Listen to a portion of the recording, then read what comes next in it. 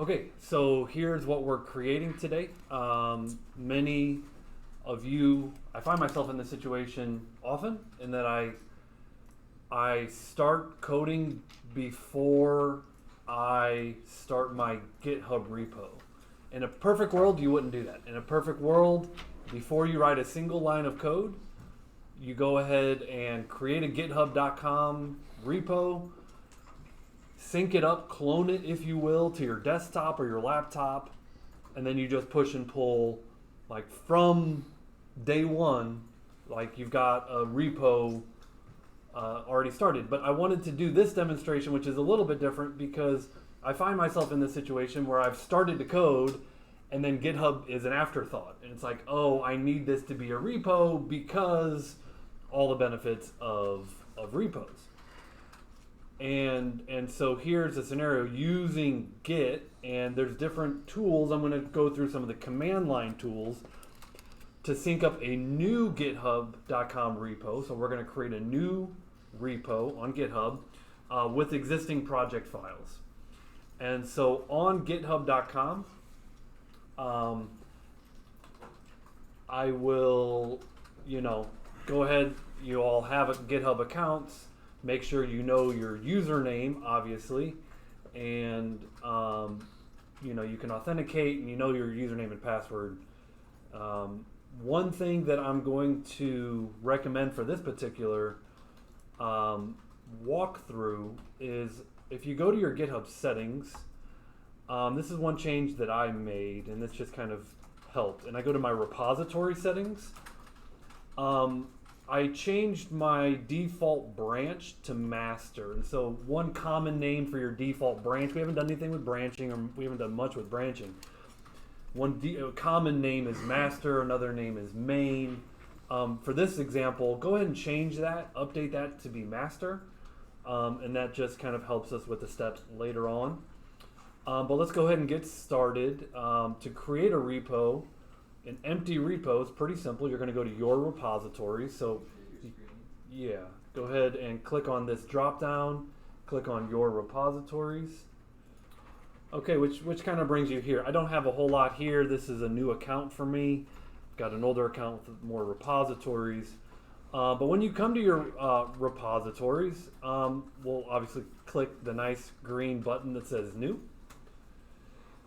And for owner, if you have probably one default value here, it's going to be your user account.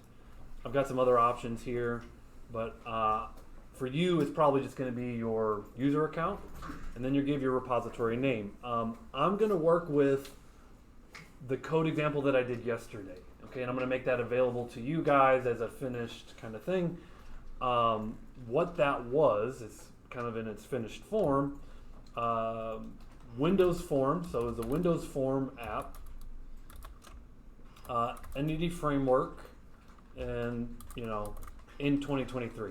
The one thing about all this is it changes all the time. So Windows Form Entity Framework 2023 is a guarantee it's going to be different than Entity Framework in 2020, right? So put the little year there, not that it matters. That's my repository name. Whether you make it public or private, that's up to you. I don't really have anything to hide in this particular repo, so I'll make it public. Adding a README file is a good practice to kind of describe your project in the README file.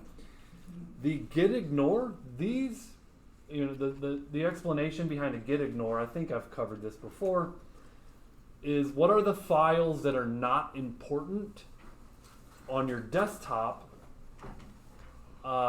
for github.com repo. So you got a local repo and you've got an online version of that repo. What are the files that you ignore sending from your desktop or your laptop up to the online repo? And so it turns out Visual Studio has a lot of temporary files, has a lot of, when you're building these projects in Visual Studio, there's a lot of temporary files and not files that are not necessary. So you can choose a git ignore that's Visual Studio because that's a tool we're working in. And then the license is kind of like, hey, MIT, you can use this if you want. It's kind of like free to use. You want to use my code, go for it. So that's your MIT license. There are other options. Now notice you are creating a public repo in your personal account, and this is going to master as the default branch. That's the setting that I went ahead and created. Did you prefer master or is okay? For this, I prefer master. You're going to want to change that to master before doing this. So just like, because I did that. Okay, so now I've got basically the online repo that I want to sync up to. Okay, what do I want to sync up to? Well, it's this EF demo 2. This is what I created yesterday. You can see all the modified files were from yesterday, 4/25/2023. And this is my solution files and all of my source code for this project. I mentioned I'm going to use the GitHub command prompt. And so when you see git bash, bash is just another name for command line, PowerShell, command line, MS-DOS type of interface, right? So when I right click, I've got git bash here. The reason that this is off of my right click is because I installed Git for Windows. When I installed Git for Windows, that put this prompt, and I did this at the beginning of the semester, right? It made this prompt available to me once I installed that tool. So I'm going to do git bash here, and this is going to bring me up to my command prompt. Now the commands are as follows. You're going to notice these files in my main directory. There is not a file called Git, G-I-T. A folder called Git. One thing I will recommend is under your view menu, show your hidden items. Okay? There are hidden files and folders in Windows. They hide them from you because they're a little bit more sensitive, and if you delete them, they can really screw some things up. Okay, so let's go ahead and show the hidden items, and the reason I do that is because when I run this first command, this is the command that's sitting on my desktop in the background. To create a Git repository on your local machine, you're going to run what's called a git init. And so the first command is git init. And you'll see what that does is it makes this hidden Git folder. It's called .git, and inside of there's a bunch of things necessary for Git to operate and for Git to work. Okay, so when you run the git init, it creates this hidden folder.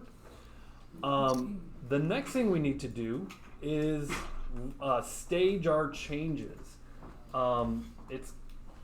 It's a step that a lot of times is kind of hidden from us. This stage changes when we use GitHub Desktop or a GUI tool. This step of staging changes is hidden from us.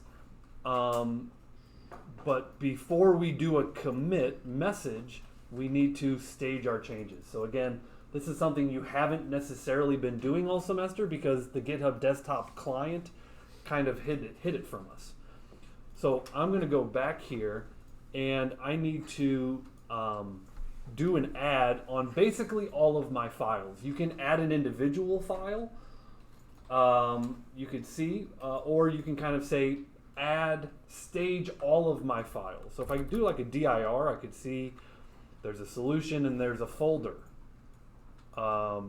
Here's my solution, here's my folder, and then there's another hidden folder. You don't see that here because it's hidden. But the command is git add dot. Okay, that's going to add all of the files, all of the folders. Okay, to stage the changes. Okay, so now we have staged changes, and maybe if I just run a git status, as you can kind of see in my background, you can see there's a bunch of staged changes all in green, and so that's good. The next thing I want to do is go ahead and give it that commit message that is mandatory. So all of these steps are mandatory. Git commit my message -n, and I'll say added project files. I'll even say, because at this point this is completed, so I'll say added completed project files. So I'll go ahead and give it a message. That's required. You are familiar with that. The next thing we need to do is we just basically need to link up the local to the remote, the local folder to the github.com URL. Let me go ahead and close this. You might remember under this code button that you're given a URL to your repo, and you can kind of see here it's basically this URL up top with a .git at the end. So I'm going to copy this. This is my URL to my repo with a .git at the end. We're going to go back here, and again, all we're doing is we're syncing up the local folder with the remote URL. And the way we're going to do that is with git remote add origin, and I'm going to paste that URL that I just copied. Okay, so now the two are kind of linked up and playing nice together. And then the final command is git push. You're familiar with pushing. /u is basically saying use your user credentials, so username and password, or it is worth mentioning a while ago github.com stopped accepting pure username and password, and so you may have to, I don't think you're going to have to, but you may have to create a personal access token, but I don't think that you're going to find that to be the case. I think you should be fine. So anyways, if this doesn't work for you, I'm going to give a link here how to generate a personal access token on GitHub, but I don't think you'll need to, but that's a maybe. That is something that I wound up doing. Anyways, last step, last command is push, /u is kind of your user credentials, F is kind of a force, origin, and master is the branch. And now we have it synced up. You can see that it did add the hidden VS folder, my link folder, and all my child. Now, just because you do this, okay, and you use the command line to sync this up to an existing working file, you can still use GitHub Desktop. I could still go into GitHub Desktop, and what you do is you say file. It's actually still in the working directory. If you go file, add local repository, what you guys will do is you'll see that your GitHub Desktop is linked up with your schoolwork and not necessarily this new repo. And so you just need to change it. You need to say add local repository and choose the right directory that has the Git folder in it. Mine actually already is in that folder.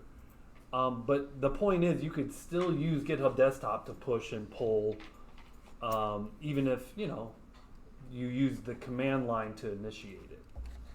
Okay, so I just wanted to walk through this as a quick tutorial on how to do that if that's something that you would find useful.